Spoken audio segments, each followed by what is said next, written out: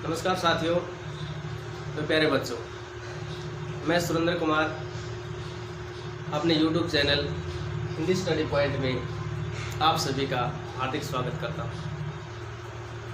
आज हम अपनी इस वीडियो में चर्चा करेंगे हिंदी भाषा की आधारभूत इकाई वर्ण प्रकरण के बारे में।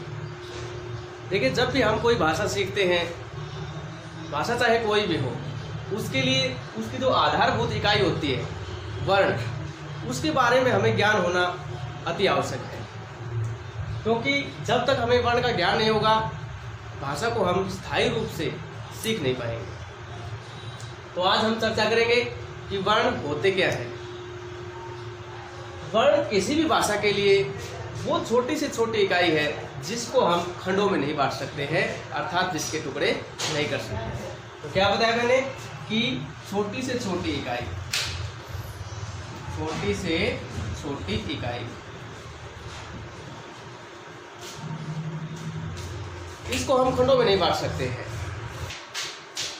जब भी मनुष्य कोई बात बोलता है, किसी से बातें करता है, तो उसके मुख से जो उच्चारित ध्वनियां होती हैं वो केवल मात्र ध्वनि का रूप होता है, लेकिन जब उनको लिखित रूप दिया जाता है तो वो वर्ण कहलाते हैं। जब हम जन्म लेते हैं, हम कुछ भी बोलते हैं तो हमारी ध्वनियाँ हैं, लेकिन जब धीरे धीरे हम उसको लिखित रूप देना शुरू करते हैं तो वे सारे वर्ण में चले जाते हैं।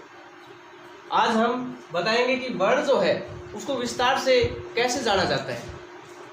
जो वर्ण है उसके दो भाग हैं, वर्ण के दो भागों में उसको हम बांट सकते हैं।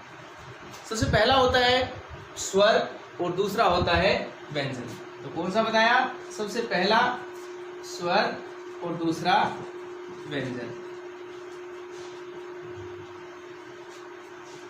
तो जो स्वर होते हैं हमारे, उसके बारे में आज हम डिटेल से चर्चा करेंगे।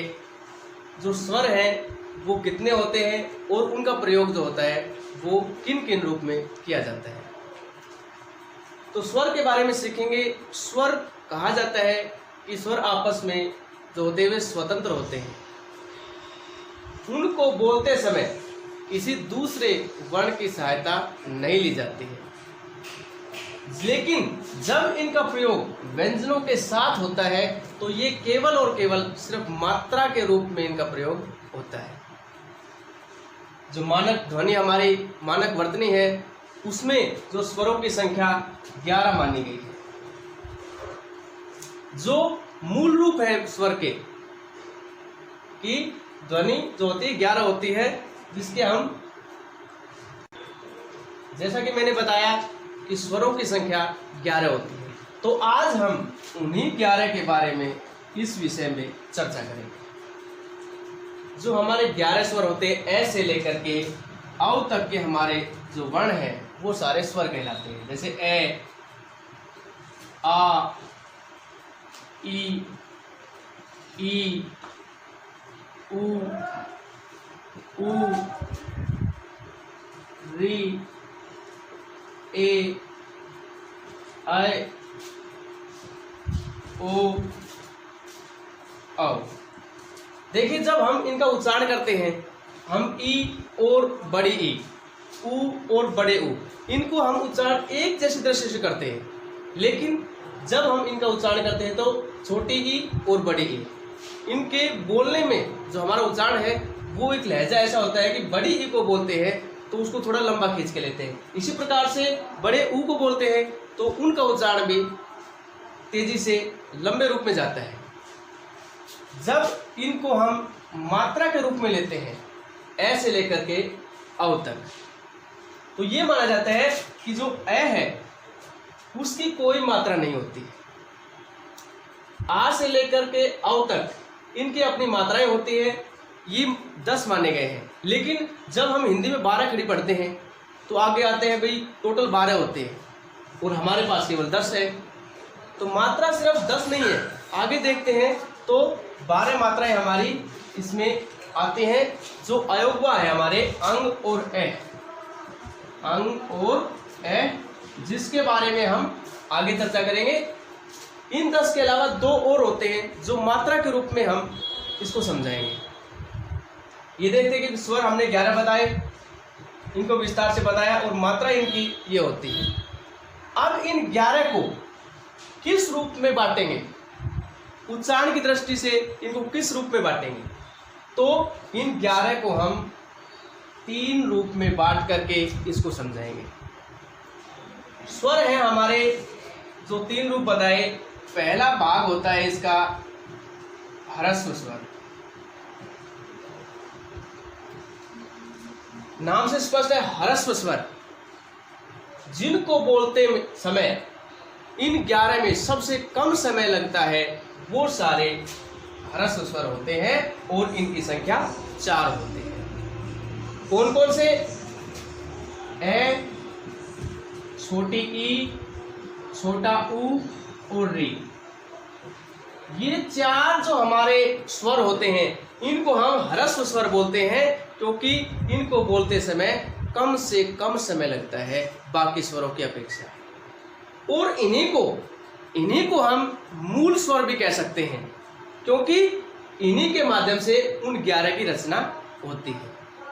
जब हम ए में आ की मात्रा लगाएंगे तो ये हमारा आ बन जाता है, ई से लेकर के ऊ से और री। बाकी ओ औ सारे इन्हीं में से निकलते हैं, इन्हीं के माध्यम से इनकी रचना होती है, इसलिए इनको मूल स्वर कहा गया है। इनकी संख्या 4 है। बताया मैंने कि इनको बोलते समय कम से कम समय लगता है। दूसरा भाग आता है इसमें दीर्घ स्वर।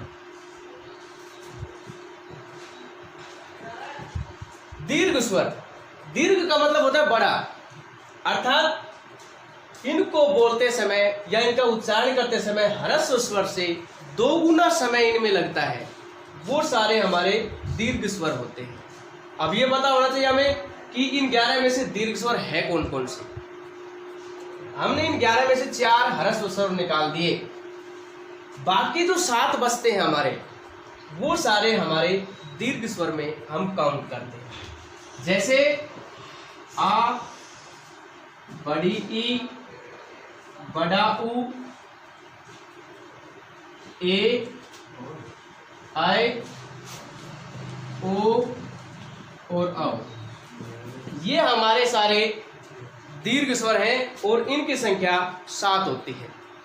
तो हम ये बताएंगे भाई, हमने इसके पार्ट 3 बता दिए, लेकिन इन 2 में ही इन 11 को काउंट कर दिया गया है, 4 पहले और 7 बाद में। आप कहेंगे भाई तीसरा पार्ट है, उसमें तीसरा पार्ट है क्या और वो कहाँ से लाएंगे हम? देखिए, हमने बताया ह्रस्व स्वर कम समय लगता है, दीर्घ स्वर में ह्रस्व स्वर से 2 गुना, 4 इसमें हो गए, 7 इसमें, 11 यहीं पे होगा। लेकिन थर्ड पे हम चलते हैं प्लुत स्वर।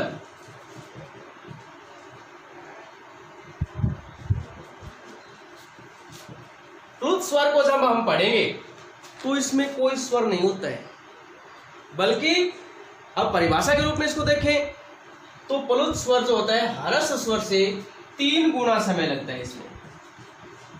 ह्रस्व स्वर से 3 गुना इसमें समय लगता है प्लुत स्वर में। लेकिन जानेंगे कैसे?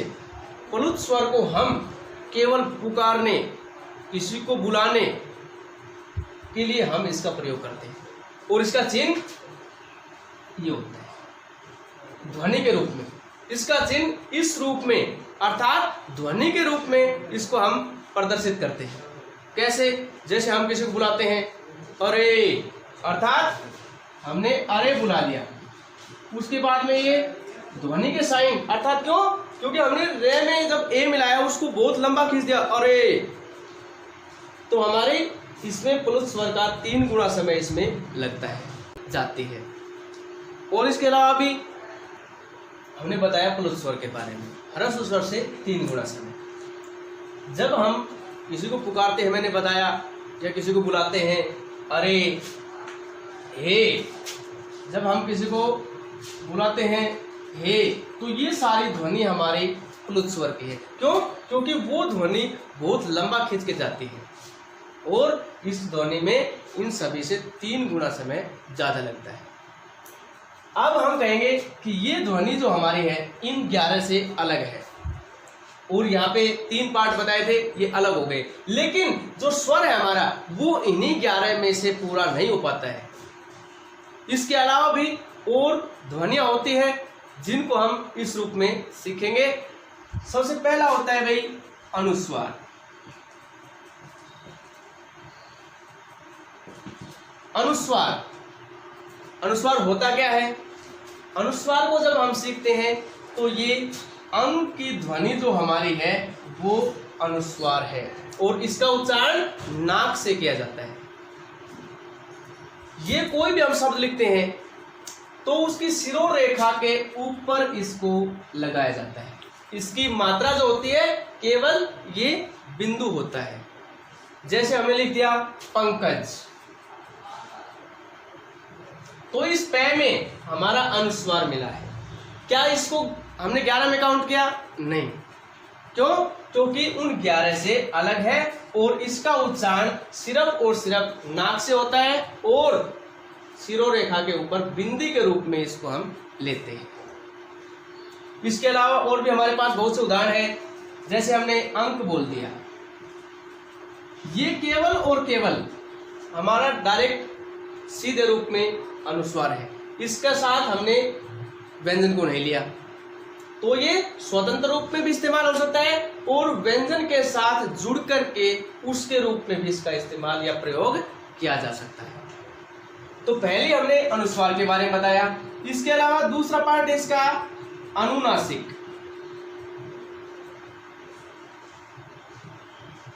कौन सा बताया? अनुनासिक। अनुनासिक का प्रयोग हम नाक और मुंह, इसका प्रयोग दोनों रूप में होता है। और ये किस रूप में लिखा जाता है? ये इसके रूप में सिर्फ चंद्र और बिंदु, इस रूप में हम अनुनासिक का प्रयोग करते हैं। हम देखते हैं कि भाई जिसका ये शिरोरेखा के ऊपर हमने इस बिंदु का इस्तेमाल किया, इसी प्रकार से जो चंद्र बिंदु है इसका इस्तेमाल भी हम शिरोरेखा के ऊपर करते हैं। हमने इसको भी 11 में नहीं पढ़ा, लेकिन फिर भी इसके बगैर हमारी जो भाषा है, हमारी जो स्वर व्यवस्था है, वो इसके बगैर पूरी नहीं हो सकती। जैसे हम कांच लिखते हैं, कांच लिख दिया हमने, तो ये कांच हमारा शब्द है, ये कै हमारा व्यंजन है और ऊपर जो चंद्र बिंदु लगा है वो अनुनासिक के रूप में इसको हम इस्तेमाल करते हैं। और भी कह सकते हैं, 5 कह दिया हमने, गांव कह दिया, ये इस अनुनासिक के ही उदाहरण है जिनका प्रयोग हम स्वर व्यवस्था में इसको पूरा करने के लिए, इसको स्थायी रूप देने के लिए इनका प्रयोग करते हैं। इसको भी हमने 11 में काउंट नहीं किया। तीसरा होता है विसर्ग।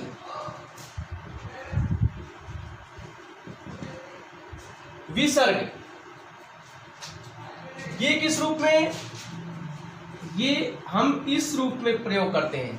लेकिन जब ए अनार हम पूरा आगे तक चलकर इसको पढ़ते हैं, ए से लेकर औ तक पढ़ा, लेकिन जब 12 खड़ी में इस्तेमाल होता है, एक तो इस रूप में और एक इस रूप में, 12 खड़ी में इन दोनों का इस्तेमाल किया जाता है।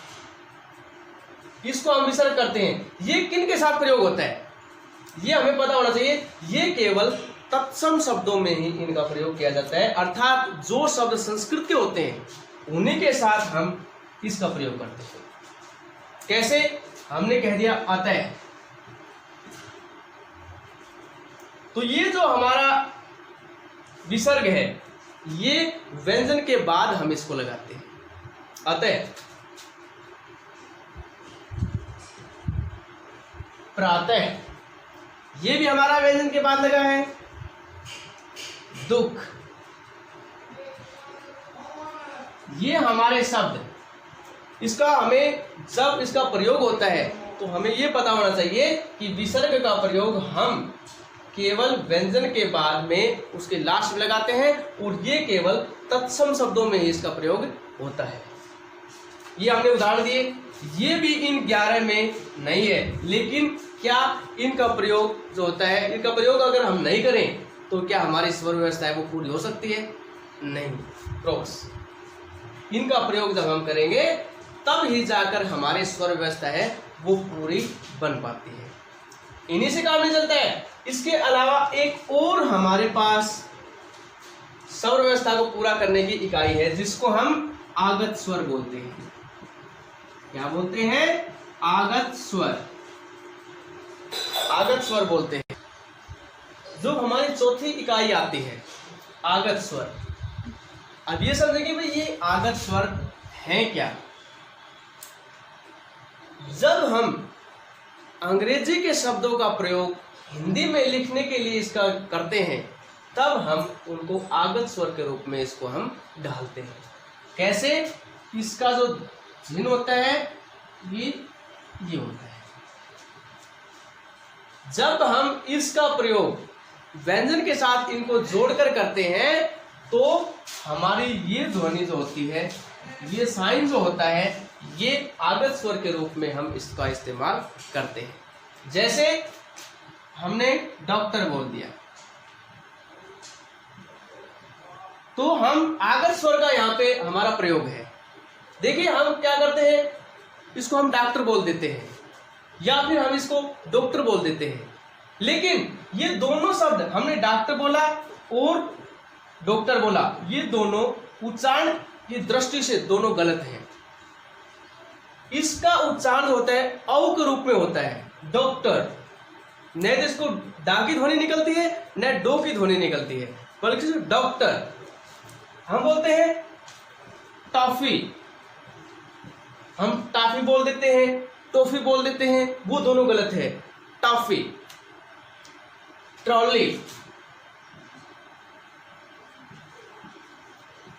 ये शब्द जिसका इस्तेमाल हमने इनको समझाने के लिए किया है। तो आप देख रहे हैं कि शुरू के जो हमने शब्द लिखे हैं उनके वर्ण हैं, उनके ऊपर हमने आप जो आगत की ध्वनि है उनको हमने लगाया है, आगत के चिन्ह जो है उनको हमने लगाया है। तो ये जो 4 इकाई हमने बताई, अनुस्वार, अनुनासिक, विसर्ग और आगत स्वर या आगत ध्वनि बोल सकते हैं हम इसको।